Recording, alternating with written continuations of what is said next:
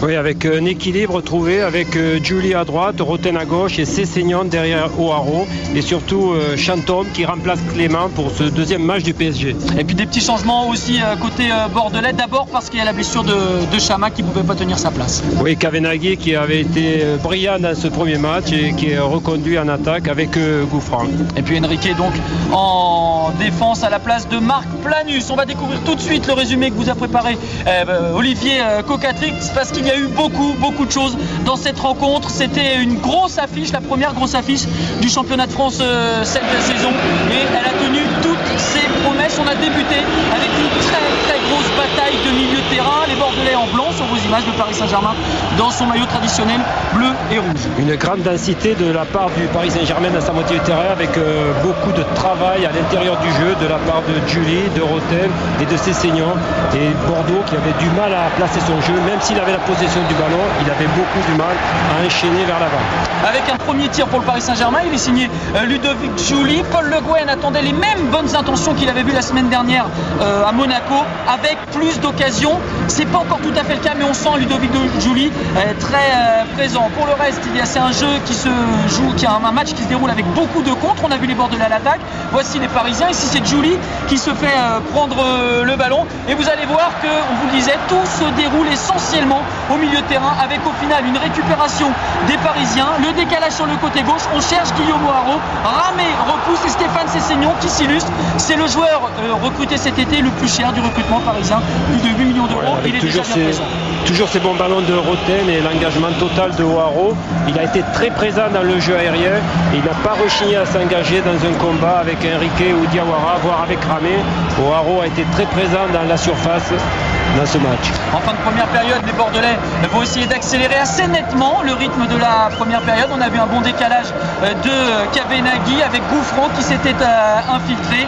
Gouffran qui a été sifflé copieusement par le Parc des Princes aujourd'hui, qui va essayer justement de créer ce décalage, d'embarquer avec lui la défense du Paris Saint-Germain, mais qui y parvient assez rarement. Gouffran qui a surtout essayé dans ce match de faire des courses de diversion, d'avoir des très bons déplacements au profit de Kavenaghi, à qui sont revenus les meilleurs ballons pour frapper sur le but de Paris Saint-Germain. Alors comme ça avait été le cas lors du premier match face à Caen, la plaque tournante du jeu bordelais évidemment, c'est Yoann Gourcuff. Ici c'est Fernando qui s'illustre, qui oblige Mickaël Landreau à se coucher pour repousser ce ballon qui était dangereux dans l'ensemble. En première période, les meilleures occasions elles ont été plutôt pour les Bordelais.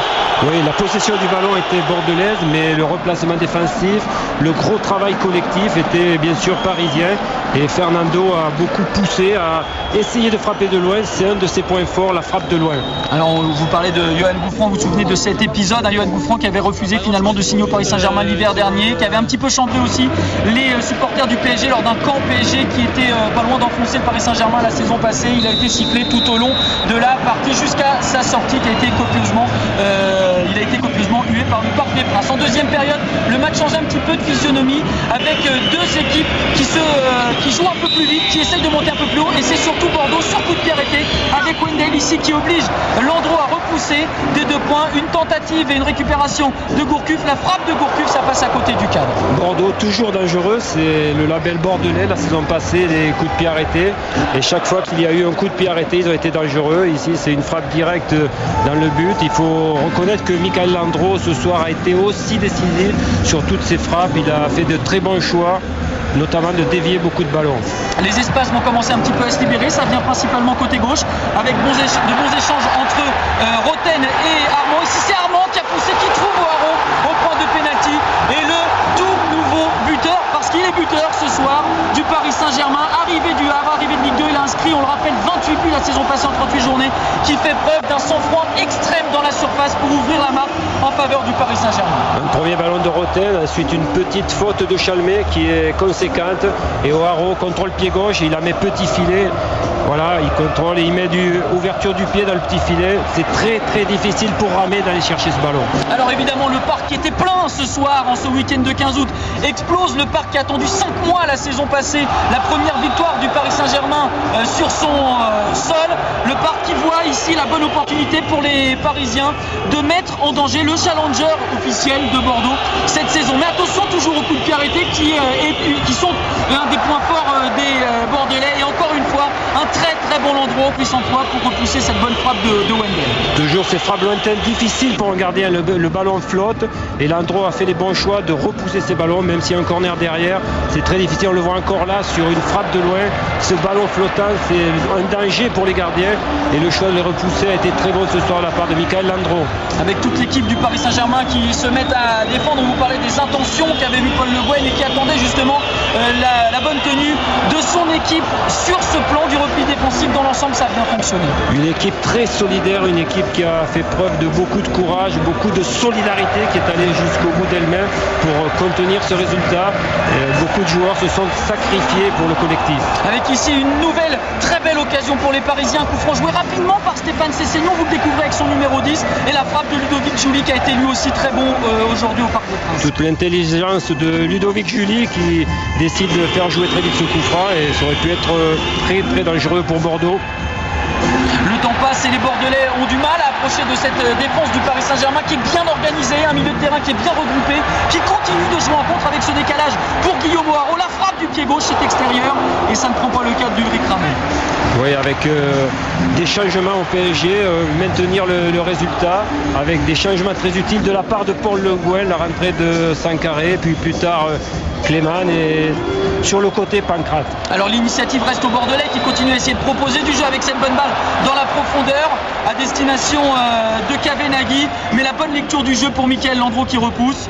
Les Bordelais qui continuent de pousser avec Bouffran, avec une tentative de centre. C'est repoussé par la défense, les joueurs du Paris Saint-Germain qui souffrent, c'est vrai, mais qui tiennent bon et qui parviennent finalement à récupérer le ballon. Effectivement, du côté bordelais, on a tout tenté, on a rentré tous les joueurs offensifs, mais sans trouver la solution. On s'est porté sur toute la largeur du terrain avec beaucoup de joueurs dans l'axe et des solutions sur les côtés. Bellion et Aubertan sont effectivement rentrés dans cette fin de rencontre. On est dans le dernier quart d'heure à présent. Bordeaux qui donne tout, qui fait beaucoup passer par ce côté droit. Regardez Mathieu Chalmé, ça a été l'un des Bordelais les plus en vue dans cette partie. Côté parisien, Michael Landreau a tout repoussé ce soir jusqu'à ces 10 dernières minutes. Michael Landreau qui sort, qui repousse ce ballon sous les yeux du président Charles Villeneuve qui est sur le bord du terrain pour voir les 30 dernières secondes. Et Bordeaux qui est toujours à l'attaque avec ses coups de pied arrêtés, avec ce corner de Wendel, le ballon qui va revenir. Bordeaux qui fait circuler le ballon avec Tremoulinas qui vient d'entrer lui aussi. On est, je vous le dis, dans les toutes dernières secondes du temps réglementaire de cette partie, en tout cas même des arrêts de jeu de cette partie, avec Bordeaux qui pousse, avec Bordeaux qui essaye de trouver des situations, mais c'est difficile parce que les 11 joueurs du Paris Saint-Germain se sont regroupés autour de la surface de réparation. Et regardez, même ici, c'est Guillaume O'Haraud qui va venir enlever le ballon dans sa surface de réparation. Les Bordelais qui hurlent, mais là aussi c'est l'illustration du jeu du Paris Saint-Germain ce soir. Ouais, tous les joueurs ont tout donné pour le collectif, à l'image de O'Haraud qui a fait un match complet. Il a beaucoup travaillé, il a marqué un but et il est venu la dernière seconde sauver ce ballon, aider sa défense centrale.